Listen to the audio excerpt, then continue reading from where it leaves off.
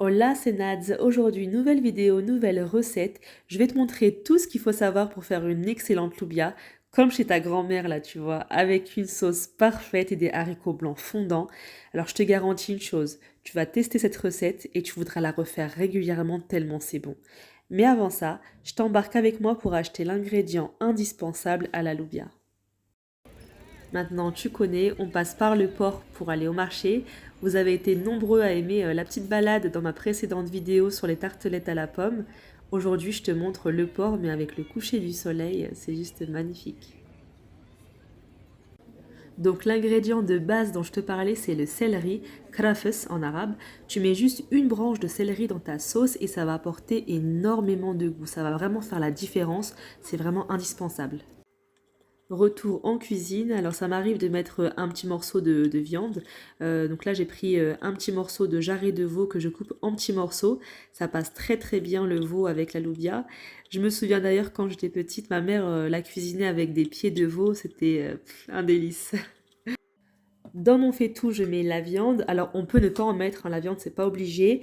On met un oignon haché, c'est largement suffisant, et un peu d'huile de tournesol.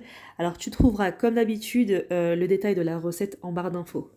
Pour les épices, il faudra du gingembre, du paprika, un peu de poivre, un peu de curcuma et un peu de cumin.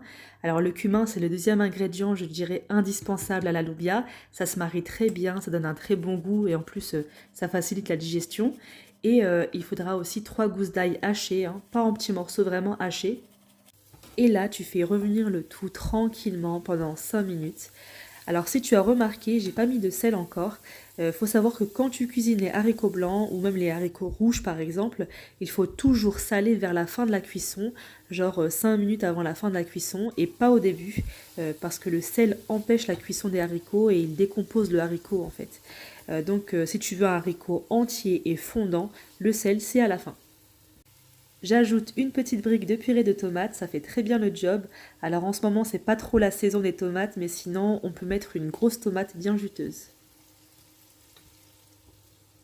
Je verse 1,5 litre d'eau et je vais laisser cuire dans un premier temps la viande, on va dire à mi-cuisson à peu près, donc pendant 20 minutes. Je mets sur feu vif pour accélérer la cuisson. Alors on n'oublie pas la branche de céleri à ce moment-là. Et si je ne mets pas les haricots blancs maintenant à cuire avec la viande, c'est parce que j'utilise des haricots blancs surgelés, donc ils sont déjà pré-cuits. Alors on les mettra un peu plus tard et la cuisson sera assez rapide. Pour avoir testé différentes variétés d'haricots, alors celles-ci, hein, les haricots de Mojette, elles sont vraiment trop trop bonnes. En plus, c'est un label rouge, hein, comme tu vois sur le paquet, et les Mojettes sont vraiment réputées, hein, pour être excellentes. Là, le paquet, je le trouve chez Picard, et donc si tu peux, je te conseille vraiment de tester. Dans le cas contraire, si tu prends des haricots secs comme ça, fais-les tremper la veille dans une grosse bassine d'eau avec une cuillère à soupe de bicarbonate alimentaire. Ça va les faire gonfler et ça t'évitera aussi des petits problèmes de transit. Alors cela prenne plus de temps à cuire, donc tu les mettras au tout début à cuire avec la viande. Après 20 minutes de cuisson de la viande sur feu vif, on verse les haricots blancs surgelés et on va laisser cuire pendant 40 minutes sur feu moyen. Et qui dit loubia dit forcément pain maison, tu vois, c'est juste la base. Alors là, je prépare un pain donc express que je fais au mixeur, c'est super rapide à faire et c'est super bon. Si tu veux la recette, n'hésite pas à me le dire en commentaire et puis je la posterai la prochaine fois. Et à 5 à 10 minutes avant la fin de la cuisson, on n'oublie pas de mettre le sel.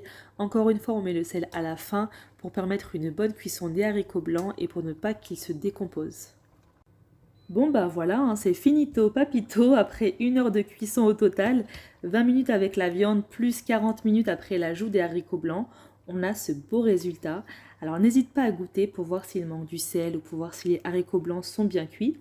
Et aussi à consulter la barre d'infos qui se trouve en dessous de la vidéo, j'y mets quelques conseils pour rattraper ta sauce si jamais tu as mis trop d'eau ou au contraire pas assez ou si tu as trop salé.